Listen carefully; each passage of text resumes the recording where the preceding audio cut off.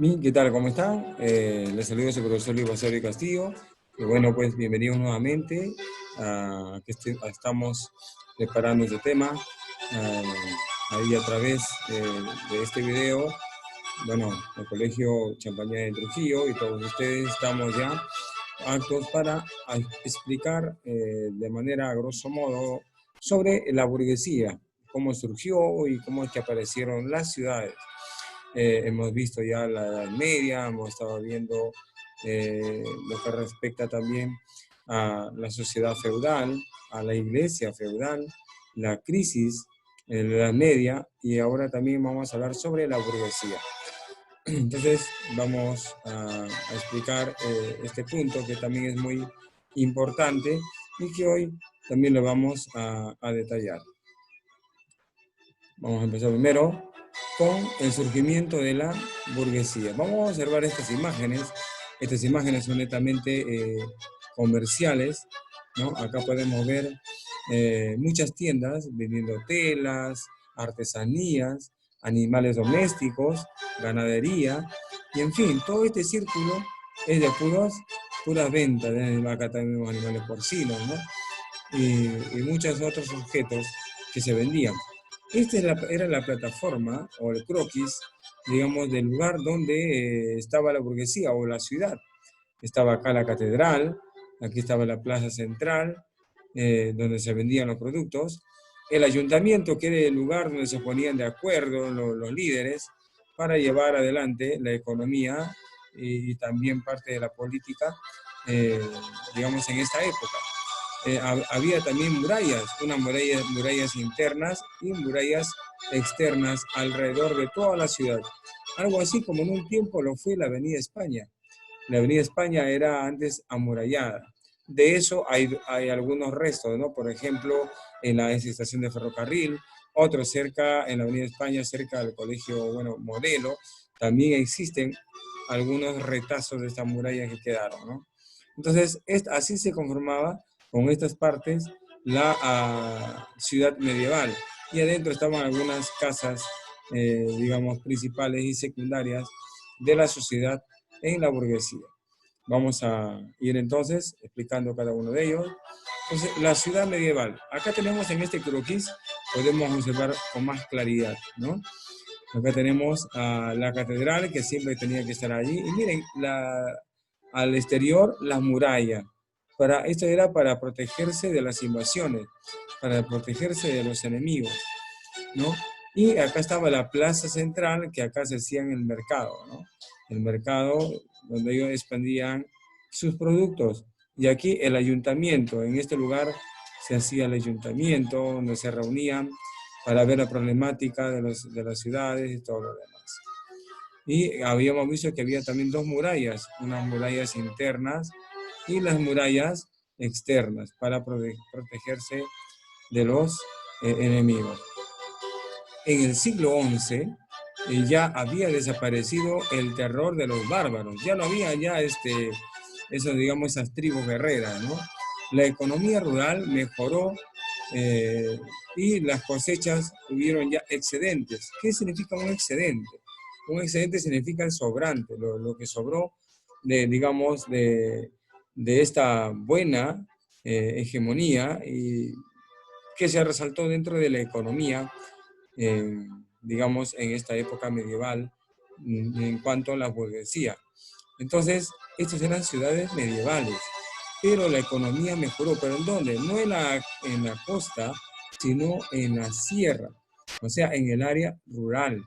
Y los comerciantes y artesanos se agrupaban en las proximidades de los castillos, siendo pues llamados burgos, ¿no? Entonces, a los comerciantes les llamaron burgos, ¿no? Y a sus habitantes burgueses.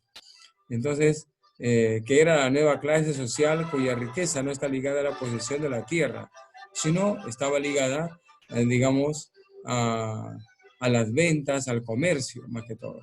Entonces, acá la pregunta sería, ¿no? Estos lugares cercanos, pues, a los castillos, ¿cómo se llamaban? Se llamaban burgos, y los habitantes, burgueses. De ahí viene la burguesía, ¿no? Que va a tener después un poder económico. ¿no?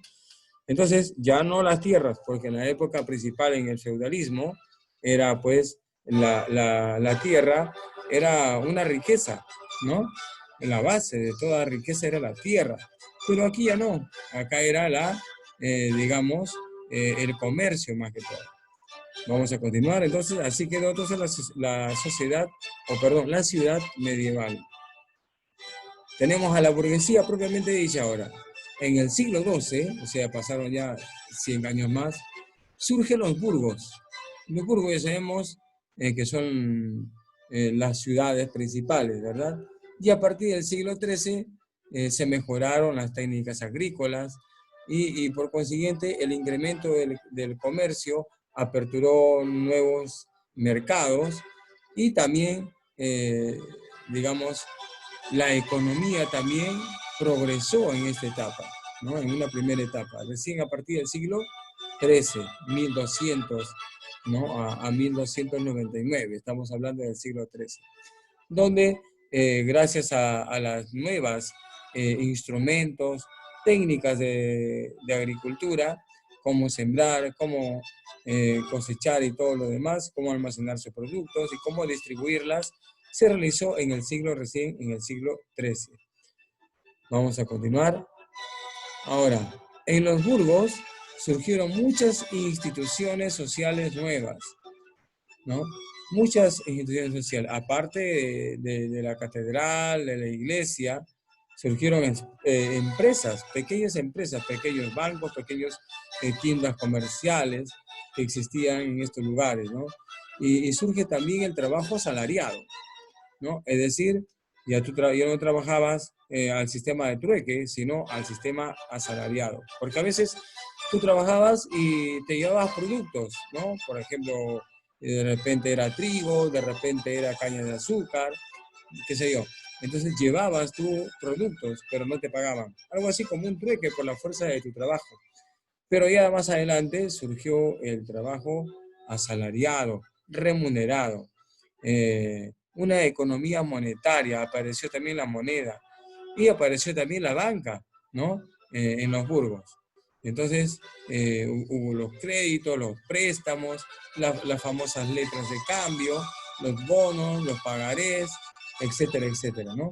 Entonces, que estuvieron pues dentro de, digamos, de este sistema llamada la burguesía. ¿Qué más? Vamos a ver acá. Había también diferentes categorías de burgueses. Claro, los de la alta burguesía, los de la media burguesía y los de la baja burguesía. ¿Quiénes eran los que estaban en la alta burguesía?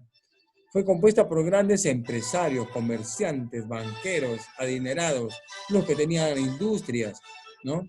Entonces, ellos eran los que estaban muy bien enfilados en el primer eslabón más alto de la economía burguesa.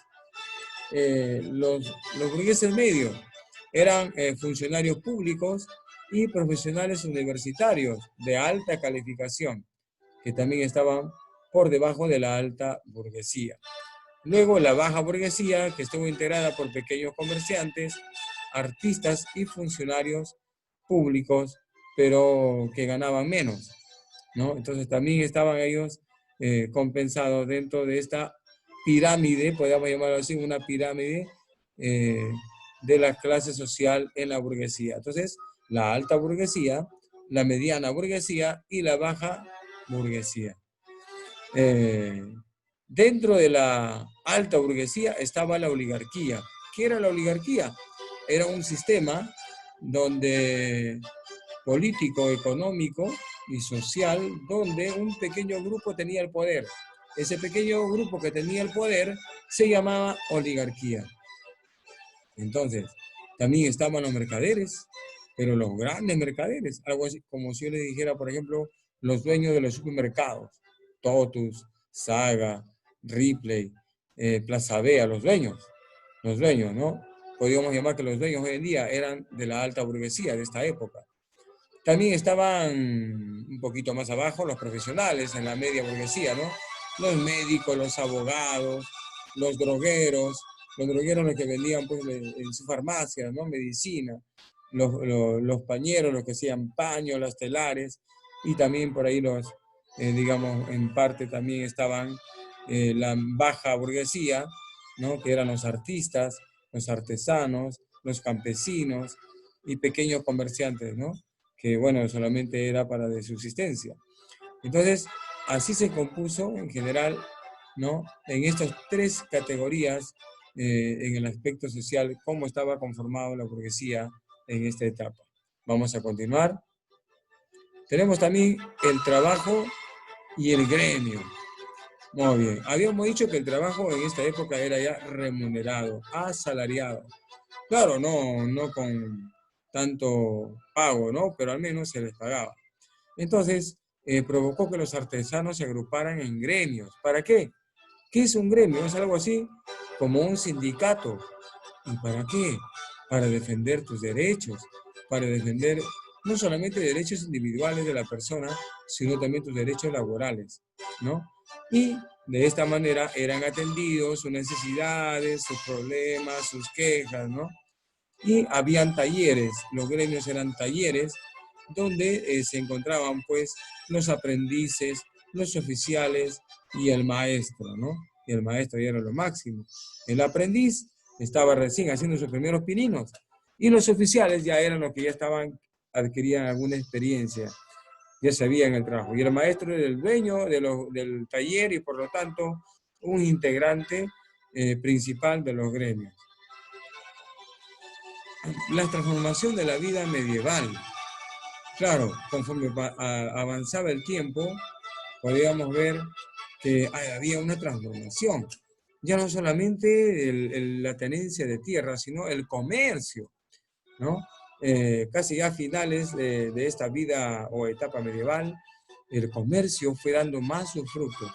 Se veía de que el comercio daba buenos resultados y que también en la época de guerras, en la época de las cruzadas, produjeron una transformación de la vida medieval al intensificarse el comercio con el oriente, ¿no? Y también surgieron las construcciones de muchos puertos y la construcción de muchas ciudades para que la gente pueda vivir, pueda también trabajar y pueda también aportar a la burguesía, ¿no? Muy bien, entonces poco a poco se venía la transformación. Muy bien, vamos a sintetizar la ciudad medieval entonces, habiendo ya desaparecido el terror de los guerreros, del ejército bárbaro, la economía digamos, en la serranía mejoró y hubo un excedente, los comerciantes y artesanos se agrupaban cerca de los castillos y aparecen los llamados burgos y sus habitantes los llamaron los burgueses.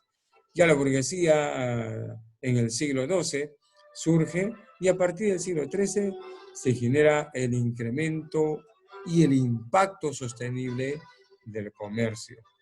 En los burgos surgieron muchas instituciones sociales nuevas, ¿no? Y también aparece el gremio, donde agrupaban pues a los trabajadores y hacían respetar sus derechos. Y habíamos dicho que cada taller había un aprendiz, un oficial y el maestro que era el dueño del taller. Y dentro de la transformación de la vida medieval, digamos que fueron intensificándose el comercio y poco a poco abrieron nuevas rutas comerciales. Entonces el comercio, la moneda, los bancos fueron surgiendo poco a poco al final de esta etapa de la historia universal. Bien, estimados y estimadas estudiantes champanistas, le agradecemos por su atención y bueno, será hasta otra oportunidad. Hasta luego y a cuidarse mucho. Muchas bendiciones.